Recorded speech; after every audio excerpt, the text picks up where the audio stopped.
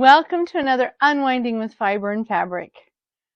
When I was wrapping up Tour de Fleece a little more abruptly than I had hoped, I wasn't sure when I'd be able to make this next vlog.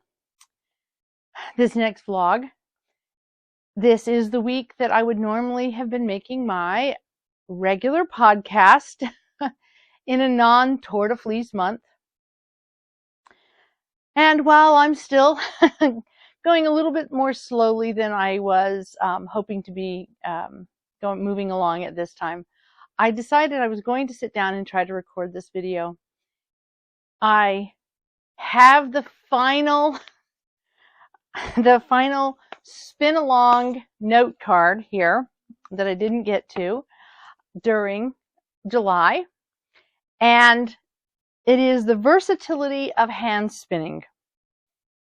And I thought that I would do this podcast with that as the theme and maybe share a little bit with you some of the things that I have spun and made into projects, and also update you on how I'm doing and where I'm going. So on my note card here, as you can see, very little lines of text. It says, the hand spinner can spin a great variety of fibers, long or short, coarse or fine, heavily processed or barely processed. That pretty much sums up what I was doing in the month of July in my spin along that I did to go along with Tour de Fleece and of course Tour de France. I want to mention I actually managed to watch quite a bit of the Tour de France this year, and I really enjoyed it. I enjoyed it more than I realized that I would. And you know, it catches you up. You get involved in it. You start to recognize names. You start to recognize the cyclists, and you pick your favorites. And it does carry you along. And so I had an excellent July, excellent Tour de Fleece, even though it was fairly stressful and a little bit rocky at the end. I am so glad that I participated. I am so glad that I put forth the effort. It was really quite rewarding for me, both in the sense of the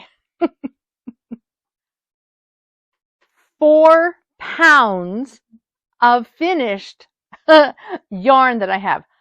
That's not the total that I spun, because as those of you that have watched my spinning know, a lot of the fiber that I was spinning from a fairly low processed state, which means that I had a lot of neps that I was pulling out, a lot of little sections that in essence, I filled up a bread bag of waste that as I spun, I pulled out and separated.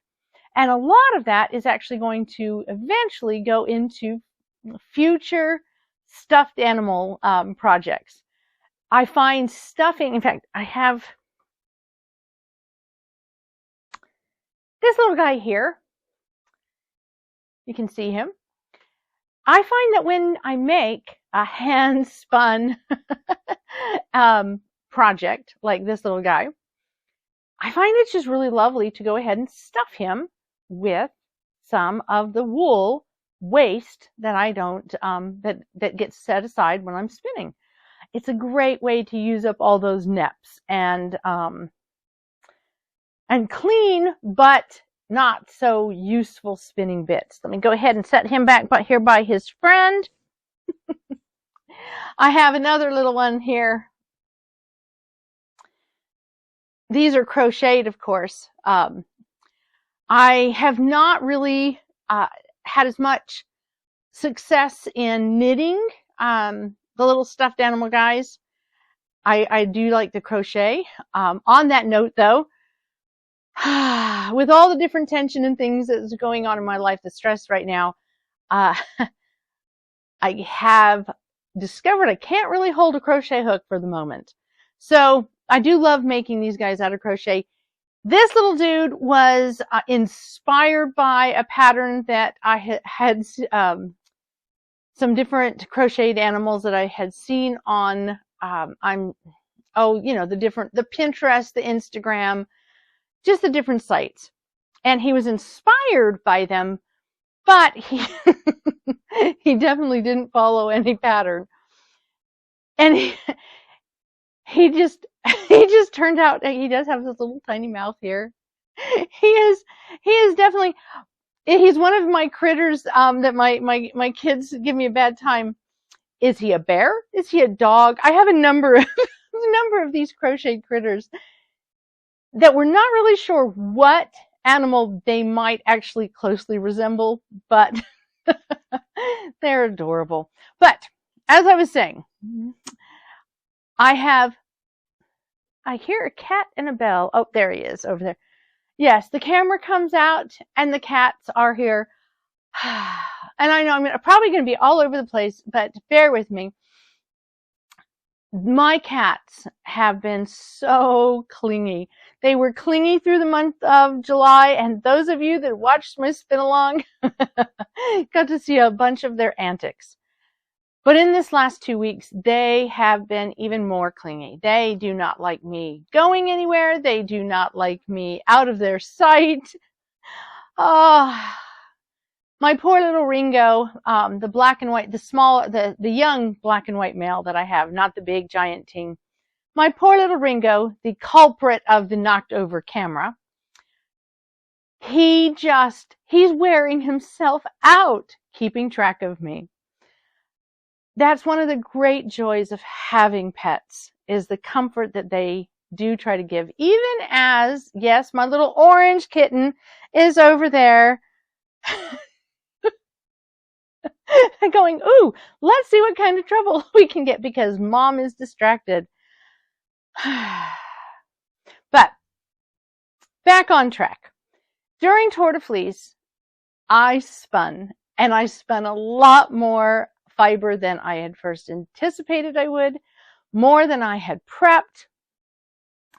And when it's all said and done, the finished weight is 4 pounds. And of course, there's a sweater spin in here.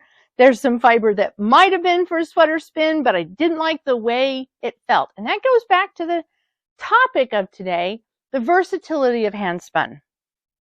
Sometimes we don't know what our handspun really is going to be used for until we spin it, especially if we are trying out fibers that are new to us or combination that are new to us. When we are spinning from prepared fibers that are from a company that puts out really consistent fiber, we can spin it with a very specific goal in mind. When we are doing a little bit more of a breed study or a fiber study, if we're trying out different plant-based fibers, if we're trying out different animal-based fibers, if we're trying out a combination of both, we may not know what the finished product we would use this yarn for will be until we've spun it.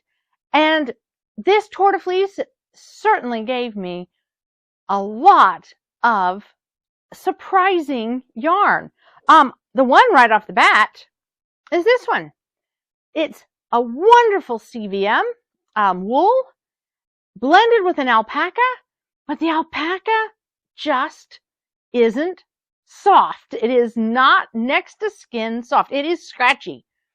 It may not be as scratchy as, say, maybe my Leicester Long wool is, but it is my I let my husband put it against his face and he looked at me and he said, no. So that's why I ended up spinning a whole bunch of this, because this is much softer, much more fine. And yes, spinning is my therapy. I was explaining how I got into spinning to someone the other day. And I said, spinning is my therapy.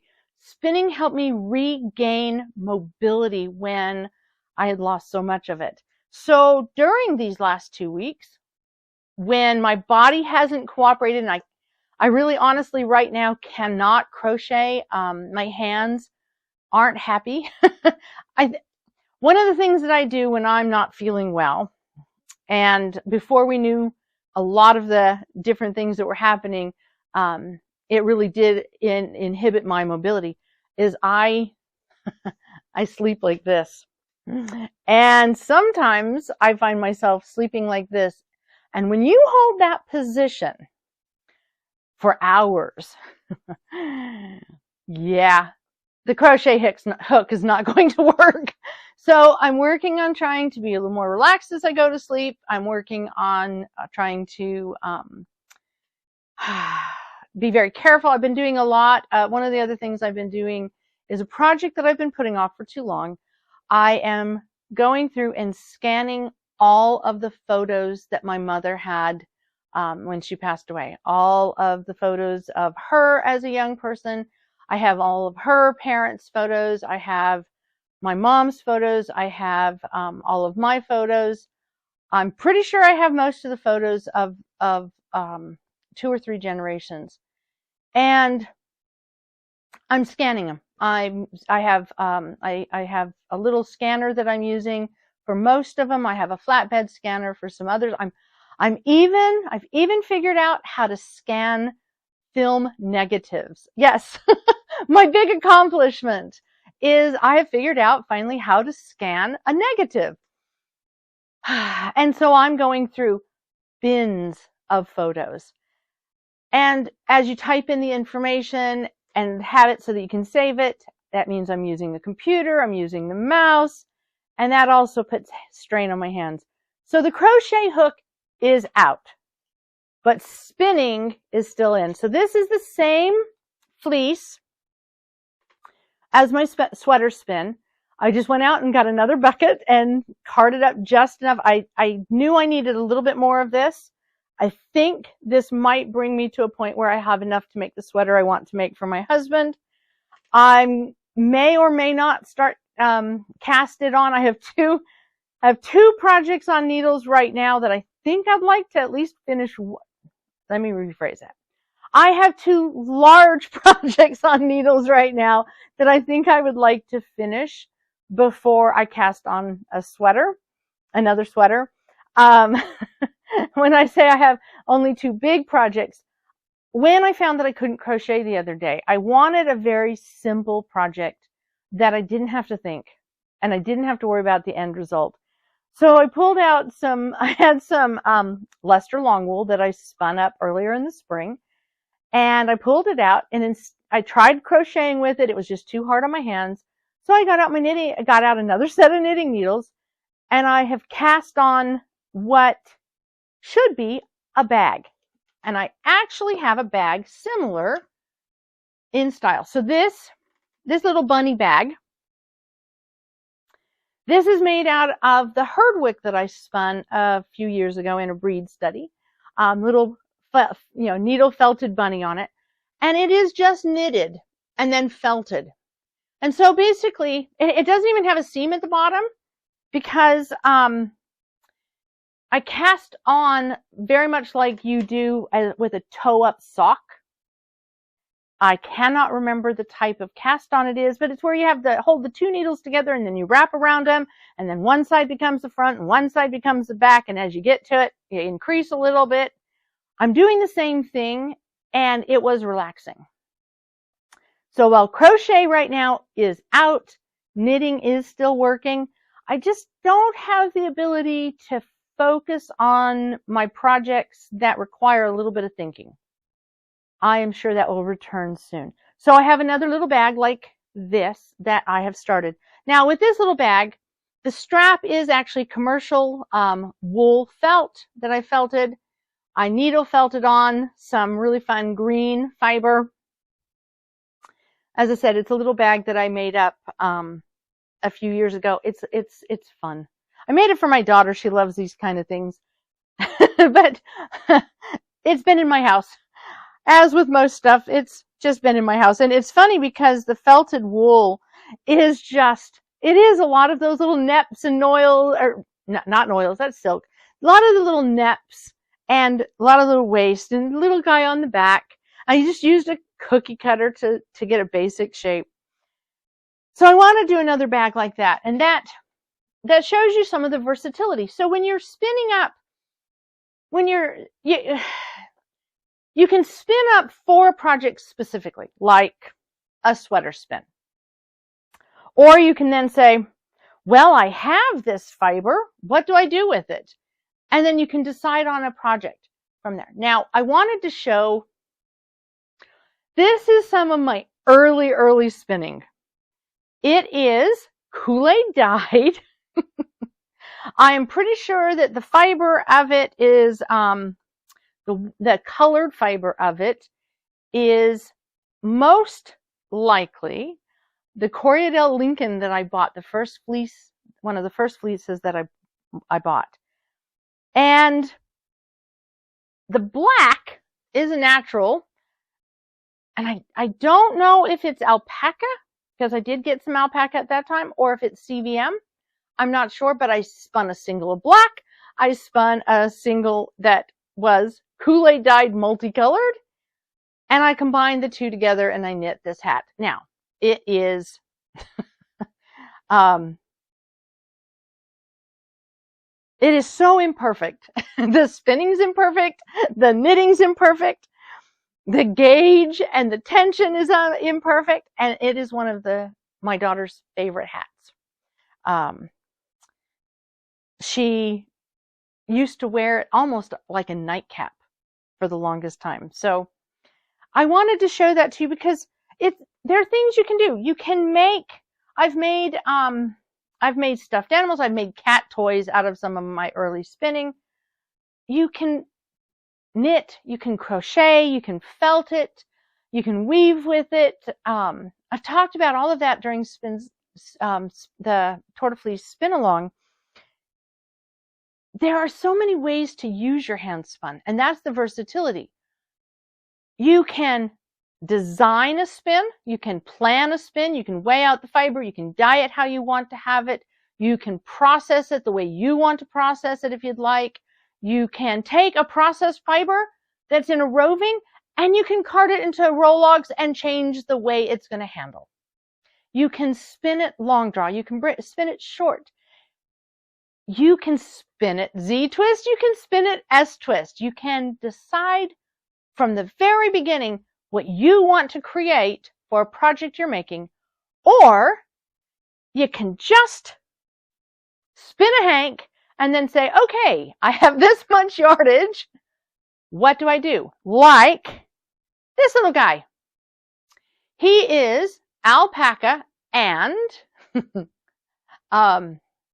no, he's not alpaca. What am I? No, he might be. I've done this. I had some skeins that were alpaca and some Angora blended. I have CVM and Angora blended.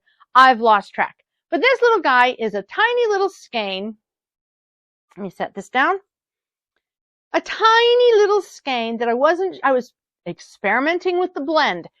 It has a lot of Angora in it, even though I haven't brushed it too much. He is so soft. If there was a way for you to feel this, he is like touching a feather. And as you can see, I didn't have a lot of it, so he's a little head. He does have a little tiny loop at the top, so technically I could turn him into a keychain or a Christmas ornament. He is just a little tiny kitty that usually lives in a little tiny bowl. Not this one. I have an even tinier bowl that I didn't bring over here. But he sits in a little bowl and he sits on a shelf and he looks at us. And he brings us joy and he is so soft. And I want to make more of these because these would make really wonderful, just fabulous little gifts because he'll get more and more fuzzy as he's handled. He's just adorable. So there was no plan in the spinning of that fiber. There was no end goal. When I spun this is my cell phone holder. There was no plan. I finished spinning it. It's nice and coarse and stiff, and it's fabulous because it doesn't have it doesn't create lint like a lot of the other fibers. It's I'm pretty sure this is goat. So I think this is a mohair is what I think this is. And so it doesn't put off a lot of lint, and so it's great to put my phone in. It doesn't get staticky, keeps the phone from getting dirty. It also is great because I have a little loop here. I can carry it around. And the best thing is it kind of muffles so that the phone isn't constantly listening to me. When my phone is in this, the Hey Siri does not work. So I did this. Some of these things are covered in cat hair, whiskers, and stuff. Playing around with color and dyeing a naturally colored fleece to see how the patterns and the colors take. What do I do with the two random little hanks of yarn? Crochet them into granny squares and make a pillow out of them. So whether you are, I'm trying to see if I have, another little doll. This is all from Lester Longwool. Definitely not the fiber, the pattern maker probably intended, but it works. My little gnome. So whether it is, let me get her up. Don't fall. Come on, don't fall. She's going to fall. Yep, there we go. Oh, there we go. We got her balanced. So whether you are starting off your spinning project with a goal in mind, or you're spinning to test out something without a goal in mind, you can do a lot with your hand spun. Now, you say, well, you can do a lot with commercial yarn. Yes, but you don't control the process. With hand spun, you get to control how much of the process you want to have. How much control do you want to have? You might simply want to spin and take a prepared fiber and spin and decide, do I want it thin? Do I want it thick? Okay. You might decide, I want to use a prepared fiber and I want to add beads, or I want a coarse spin, or I want to spin it more worsted, more durable, or I want to have it more fluffy and woolen. I want a 2-ply, a 3-ply for a cable, or I want a 4-ply or a 6-ply. I want to spin skinny, skinny, skinny and ply it many times so I have a very unique fiber. You may take a prepared hand-painted fiber and you may break it up in a fractal spinning. Maybe you'll do it in 2-plies. Maybe you'll do it in 3, 4, 5. You decide. You might, and I am very, there's a lot of yarn, this Torta fleece that I'm very proud of. But this one, spinning a rainbow, controlling the color, doing a chain ply to keep the colors together. I dyed it myself. I controlled where I put the color. I controlled how I spun the color. And I have a really wonderful rainbow yarn. And it really is one of my favorite yarns of my Torta fleece experience for this year. It's not complicated. This one wasn't. When it comes to complicated, let's not forget my spotted yarn. It's not complicated, but it gives me a lot of joy. The blending of different fibers for this, the fabulous alpaca that I did find that I had in my stash, that is so soft, and it is blooming. Every time I pick this up, it blooms more. And seeing how it works with the combination of fibers that I used, it gives me an idea of what fibers I want to blend next because I did this. And that's the joy of it. That's the wonder of it, is I can design out what I want to create with.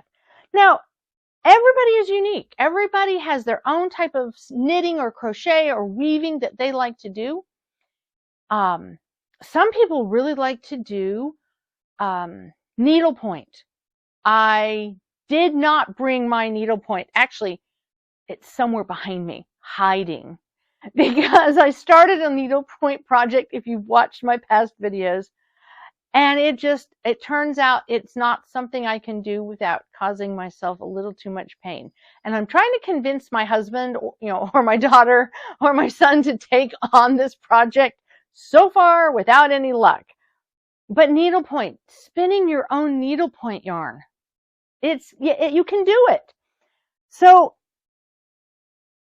hand spun yarn is not simply versatile because of the types of yarn you can make. It's versatile because you get to choose what type of yarn you make. And you get to choose all the steps. Now, some people want to have very little choice in what they're spinning. They like to keep it narrow because what they do in the knitting or the weaving or the crochet or the needlepoint, what they do in the final project is where their creativity comes out, where they really come to life. So they may want to learn how to spin one type of yarn and spin it well, but you're still having a world of opportunity and choice because you're controlling the fiber that you're spinning. You're controlling the colors. There's so much more control you can have than going to the store and trying to bind the fiber. So I'm getting close to, all my yarn is falling around me. I'm looking around to see if I've forgotten any of the projects that I did remember to bring over here. But before I wrap up this podcast, the thing I want to point out about handspun that I think trips up people is that our handspun, when we take on a project, let's say for instance, her, okay? She is a purchased pattern that is in a book, and you can see, I don't know if the type of yarn I used really did her cheeks, or if it's maybe that my gauge is wrong. Her cheeks look a little bit more wonky than I think they're supposed to look. But the yarn that the company called for, the pattern, the designer called for, this yarn isn't probably anywhere close to the yarn they recommended. But as long as in something like this, I don't care how big or small she is, I can substitute the yarn with a coordinating hook. When it comes to clothing items especially, we have to do a little bit more calculation. And I think this is where a lot of people kind of hit their roadblock. They're afraid not to use the yarn prescribed by the pattern company.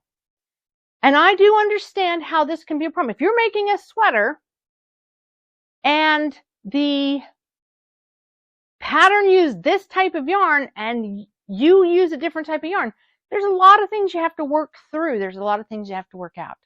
But I've been watching I'm using the word a lot. I've been watching a number of wonderful YouTube bloggers who talk about, they are, whether it's knitting or sewing, they're pulling up patterns that are even older than I am. They're pulling up patterns that in reality are over 100 years old. And the way the patterns are written, the materials that were used, you're never going to find an equivalent today. There are a lot of people who are digging into the challenge of taking something that has been created in the past and recreating it today. And that is what sometimes it's like when you are trying to work with your hand spun. You are taking what somebody else created and interpreting it, manipulating it with your specific yarn. And that means swatching. That means doing a little sample sometimes. That means challenging yourself to understand the entire process a bit more than you might otherwise need to understand. That may not be for everybody. That may not be for every week of the year. Or like right now, I don't have the, the brain space for that. But there are patterns like my capelet. There are top-down sweaters that patterns you can find. There are a number of patterns out there that really are easy to translate into hand-spun friendly patterns. They don't require a huge amount of effort to make them work. There are books. I'll put in the description a pattern book that I know I've heard other people talk about. It is something that is available now. It talks about basic top-down sweater construction. It gives you the recipes. It helps you understand the calculations, and most importantly, it gives you some samples that you might be inspired to try. So I will make sure to put that in my description. If any of you, it is knitting. Again, crochet, all of it. It's something that can be done. It takes a little bit of sampling. It takes a little bit of jumping off the cliff and giving it a try. But if what's holding you back, what's intimidating you, or causing you to get frustrated because you don't know how to use up all that yarn you spun, okay, there are patterns. There are ways to use it that are very hand-spun friendly. It just sometimes takes a little bit more exploration. And sometimes it's exploration in the past. I watched one wonderful knitter. I will go ahead and even say I watched her. Her channel is Engineering Knits. Delightful, delightful young woman who makes wonderful items, recreates things that are anywhere from 70 to 100 years old. It is so hard for me to say that. Because the stuff that she's making that's 70 years old, I have some of those patterns that were my mom's. Not even my grandmother's, my mom's. And so she has made some wonderful, wonderful recreating of the past patterns. And it's a delight to watch it. It's a delight to see that kind of enthusiasm and that kind of digging in to the history and to digging into the craft and figuring it out. And I believe, and I'm pretty sure, she does try to make her efforts available. Now, she uses commercial yarn. But if you can take commercial yarn of today and figure it out, you can definitely take handspun. And the reason I mention her as opposed to all of the others that I do watch, and I watch a number of people who are recreating clothing items and household items of the past. The reason I mention her is she did this fabulous little capelet project. And seriously, if you don't already follow her, you must check out Engineering Knits.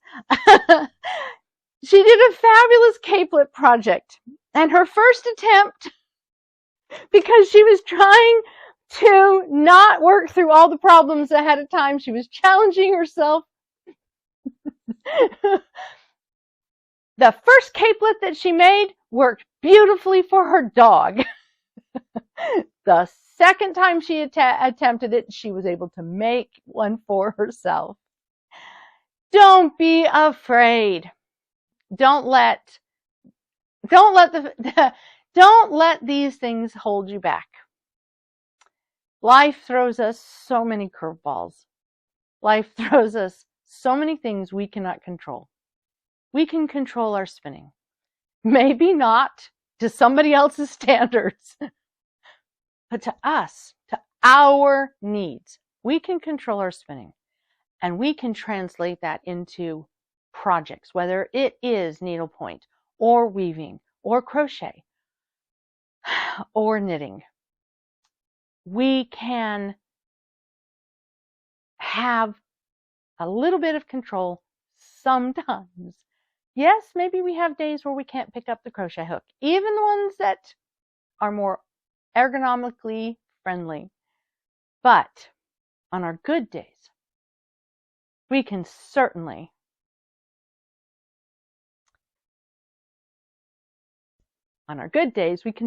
make this bear dog. And on our not so good days, we may very well still be able to make a money bag. So don't be afraid. Don't let life throw hurdles at you that you feel like you can't overcome. You can. And we do. We keep looking for the rainbows, because the rainbow shows up on the cloudy days, on the gray skies, when the sun decides to push through the rain and we get a prism of light. Don't stop looking for the rainbows.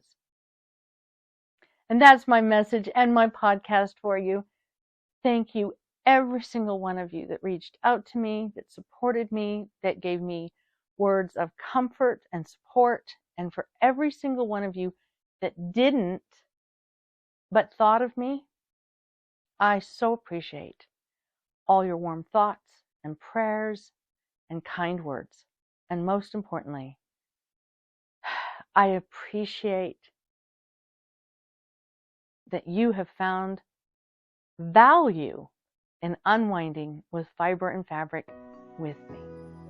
Until the next vlog, which I hope will be another regular podcast in 2 weeks. Until then, blessings to you all. And again, thank you so very much.